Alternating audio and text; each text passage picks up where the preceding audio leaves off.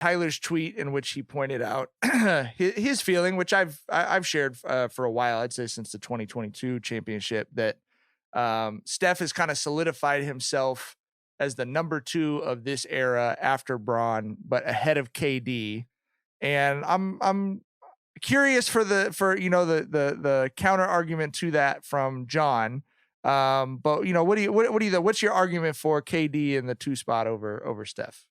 As I told you, like you know what my point is. We talked about it in the group chat. You feel me? And I'm not saying you're wrong. I think it's really close. What I thought was interesting is four out of the 5 years, KD has had better seasons than Steph has since he's left. But when he left, we were saying that KD was by far a better player. The year after he left, I think 2 years after he left, he was playing against the Bucks. And the best player in the world said that KD was the best player in the world in the playoffs after a playoff game. You know what I mean? And now, he won a chip, and we won the chip, and in that singular season where he was better than KD, and now he's a much better player than KD. Like you said, it's not even close anymore. And that's what was interesting to me, where I don't truly care as much. You feel me? I love watching them both play. You feel me? I love them both as basketball players. But after the chip, you said that all of us said that agreed that KD was 7th, and that Steph, him winning that chip, he squeezed into like 9 or 10 in the top 10 of all time. And, in the last couple of years, it seems like you think he's eclipsed him in a way it's not even close anymore. And that was interesting to me because the numbers don't speak to it. I will say what I do think more so than anything is that in the playoffs, which Steph has been in more playoffs since, he has looked. He was the second best player with the Suns in that playoff series, and also when he played against the Celtics, he didn't look, like KD. You know what I mean? And we questioned that. And so I think the perception of who KD has changed more because of those playoff series. And I think Steph, when he's made the playoffs, has been the most dominant player. And he had like the 50 ball to win the Game 7, even though that was the first series of the other playoffs. And he's had the chip, So there's certain things about the perception of Steph has stayed the same. And I think the perception of KD has changed in that time period, even though the numbers don't really speak to it. But I think perception matters when players are this close. And how, and the quality of play, All I want for the holidays this year is some NBA action. This week, new customers can score $150 instantly in bonus bets just for betting $5. An instant dub just for you. The Lakers have a tough stretch coming up. Boston on Christmas, couple road games against the Timberwolves. So I'm definitely keeping my eye on these lines to see how DraftKings thinks LeBron and them boys are going to stack up. Download the DraftKings Sportsbook app now and use code Jenkins, JENKINS. New customers can get $150 instantly in bonus bets for betting just $5 on basketball. Only on DraftKings Sportsbook with code Jenkins. The crown is yours. Gambling problem? Call 1-800-GAMBLER or visit www.1800gambler.net. In New York, call 877-8-HOPE-NY or text HOPE-NY. In Connecticut, help is available for problem gambling. Call 888-789-7777 or visit ccpg.org. Please play responsibly. On behalf of Boot Hill Casino and Resort in Kansas, 21 plus, age varies by jurisdiction. Void in Ontario. Bonus bets expire 168 hours after issuance. See dkng.com/basketball for eligibility and deposit restrictions, terms, and responsible gaming resources. Yeah, I mean, these three have been like, I don't think that those three are the best player in the world.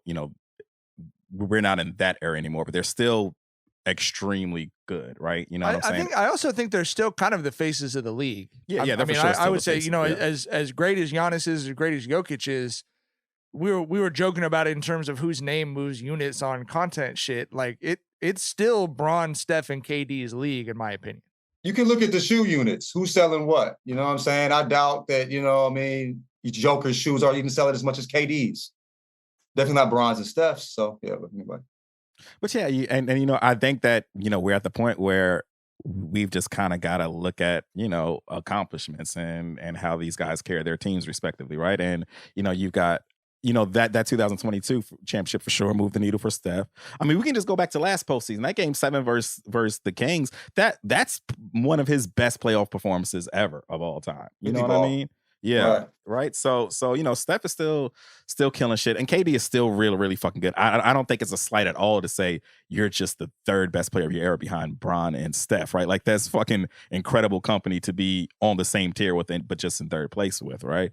So yeah, I think that like I said, the needle move for Steph in 2022, and like I just feel like Steph has surpassed KD since.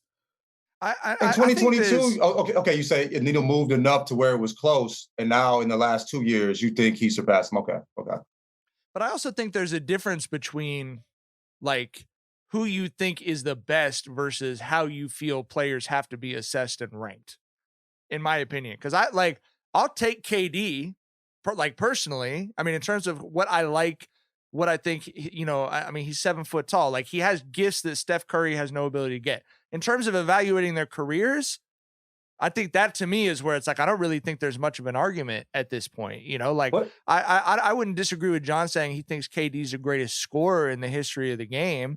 Mm-hmm. I just think if you have one guy who's been in a spot and been successful in that spot before and after KD was there, like, I think that's the stuff, as well as we talked about the avalanche of statistics around the 3 ball that Steph is putting up, right? Like, he's already 600 whatever past everyone in career 3-pointers made. His longest 3-point streak is more than 2 times as far as the next closest player. So there's stuff like that I think just piles up over the years, even in a way that the performances in the playoffs and stuff, it's almost separate from that. I think the thing is, like, in career, that's the argument for Jordan. Where, like, I think Jordan had a better career than LeBron, even though LeBron's a better basketball player. You feel me?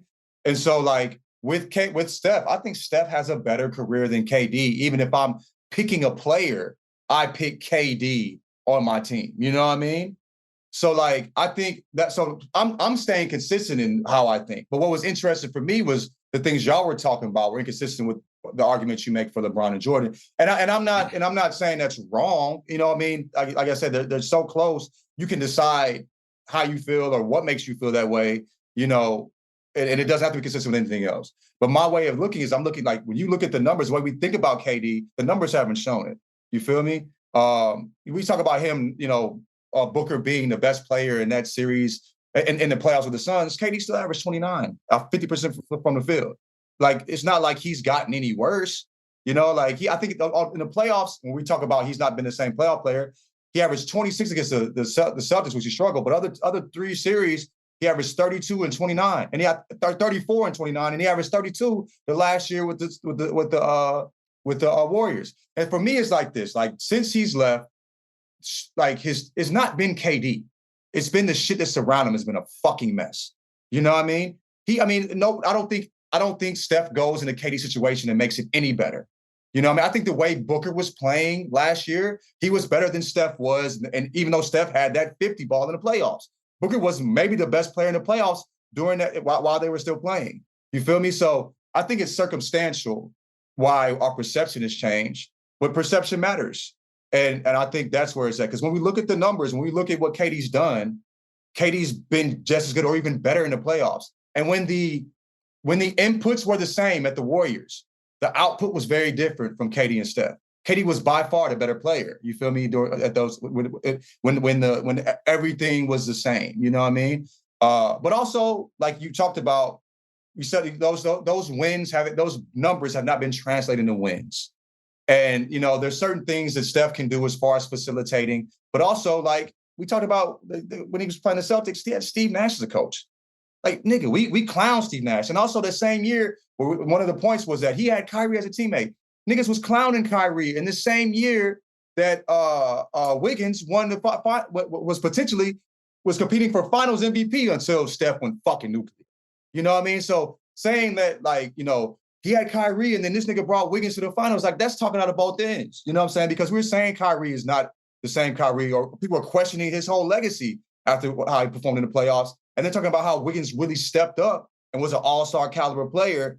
And we're just saying it's just Wiggins, like Wiggins was an all-star and didn't average 25, wasn't vying for the finals MVP the first 3 games of that finals series. So that's where I'm at with it. You know what I mean? I just think it's interesting how and why perception changes and how it's changed so much. And I don't know if anybody's wrong. This is all subjective, but that's where I'm coming from with it. Because when you break it down, I understand why KD has been KD and hasn't won. And I understand why Steph has won. And I don't think it had anything to do with KD being worse than Steph. You know what I mean? Rather being whether, you know, I think it's more circumstantial. So, but all that matters. You know what I mean? Right. And I think that's the thing when you're evaluating careers. Like I know the three of us have talked about that, but like seeing people go from the high school level to college to the pros, you realize how much of that shit is chance. Like what if KD gets drafted by a team that is in a big market like the Warriors that has stable ownership and a GM, and it is in and that a good ass situation. coach, you know what I'm saying, for 10 years straight. We talked about like me? my friend Mercedes Lewis has been in the NFL. He's record setting for how long he's been in the NFL as tight end. He was drafted by the Jaguars.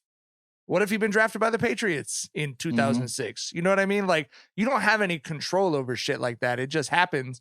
But in evaluating careers, it does have to be, you know, factored in, which is just not fair, but also true. But for me, when we've talked about the best player, if we were talking careers, I would have gave Jordan that. You know what I'm saying? Like, I think the careers are closer than Steph and KD, though. You know what I mean? Bron and Jordan. Bron and Jordan. I would have said Jordan had a better career. You know what I mean? That 6 for 6 chips and the numbers he put up, you know, like it's just hard to compete with that career. But as far as a player, which I think is more subjective, I've generally been talking about top 10 from the player standpoint, where I think LeBron James is a better basketball player. As for me, when I look at KD, I think KD is a better basketball player. But I think Steph's career is much better than KD's. And so, like, that's what was interesting for me when y'all are saying he surpassed him. Yeah. Bro, Steph changed basketball. Of course, he's more important to the NBA than KD is. You can't repeat what KD's done. You can't repeat what Steph's done, but Steph's done it in a way that's changed or made people feel like they can't repeat it. Short people into thinking that they can do it. He's a small guy. He only, you know, like, nigga, you're not going to do what Steph's done. Steph's a fucking animal. Yeah. And also, he's like, mentally, he's not normal, bro. He's a sociopath on the court. You feel me? He's a very different person, but on the court, he's a sociopath. But yeah, I just feel like it's like I said, it's circumstantial. The career-wise, it's better. But I thought we've always talking about them as a player, not as a career.